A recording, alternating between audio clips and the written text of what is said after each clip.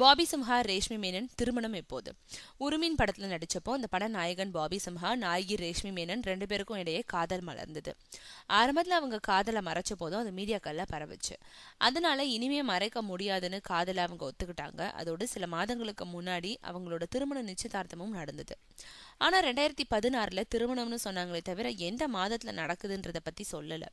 இந்த நிலையில இப்போ கோ 2, இறைவி, பாம்பு சட்டை, மெட்ரோ, வல்லவனுக்கு வல்லவன், கவலை வேண்டாம்னு பல படங்கள்ல அவங்க பிஸியா நடிச்சுக்கிட்டு இருக்காங்க.